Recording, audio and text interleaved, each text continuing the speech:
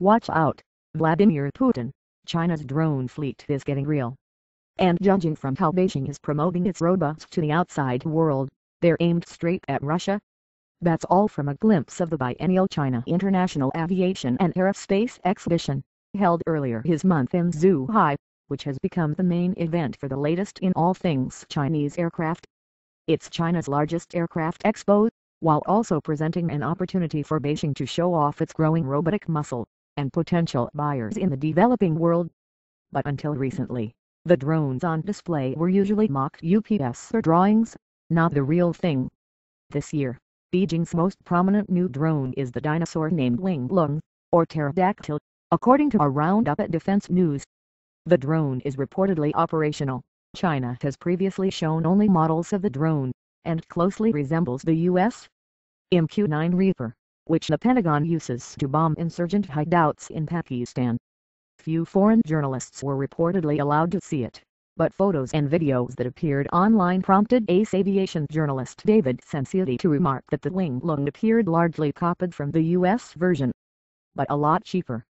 The Wing Lung reportedly comes at a rather incredible bargain price of $1 million, compared to the Reaper's varying price tags in the $30 million range.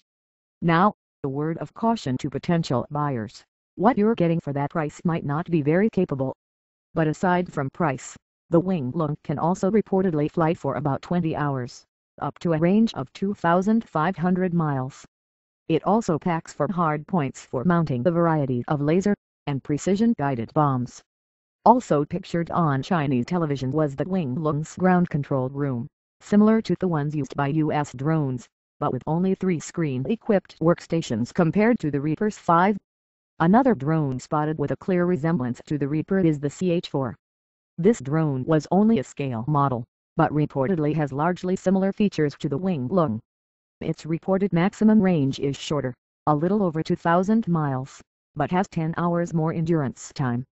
Chinese companies also showed off a number of small mini drones, and concept photos of a number of futuristic concepts, including a robotic shark, missile-spewing drone helicopters and unmanned bombers. The tech also included plenty of non-robotic items. There was a new anti-missile missile called the FD-2000. There was a Chinese copy of the U.S. military's line of bomb-resistant MRAP trucks, the wearable computer system for ground troops, aircraft radars and whole mess of various machine guns, anti-aircraft cannons and bombs.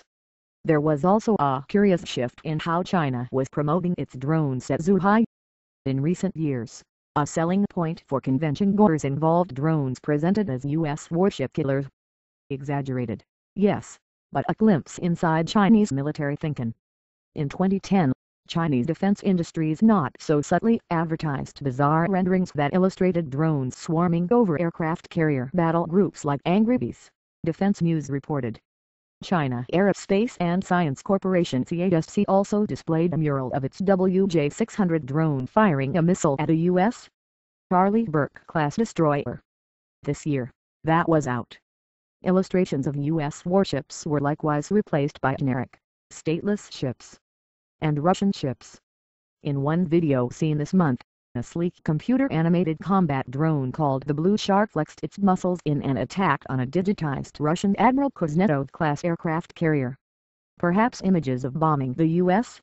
Navy was a little too politically sensitive, in the kind of reverse backtrack like what plagued the atrocious Red Dawn remake. But the boosterism about blasting American ships to the bottom has also receded as Beijing has grown more confident in showing off its working drones. In recent years, the drones on display at Zhuhai largely, and once exclusively, came in the form of models or concept art. While interesting, the mock UPS presented an optimistic picture about China's future drone fleet like the aforementioned illustrations of drones swooping down on American warships. And as sensational as that might look, it's a long way from a battle-ready drone fleet. But neither operational drones sitting on the tarmac, for that matter. But they may not necessarily need to be, if they're for export. We've been contacting many countries, especially from Africa and Asia, Guo Jin, the director for CASC, told Global Post. They are quite interested in the intermediate and short-range UAVs because they are portable and low-cost. Which makes sense. If you're the leader of a small or mid-sized Latin American African or Asian country, a relatively cheap Chinese drone that packs a punch might not be a bad deal. Think bargain shopping for flying death robots, compared to the more pricey American or Israeli drones, which happen to lead the world market. That means even if China's drones won't match the US anytime soon, it may still spread them far and wide. And then what happens when the drones do match the Pentagon's bots, or come close?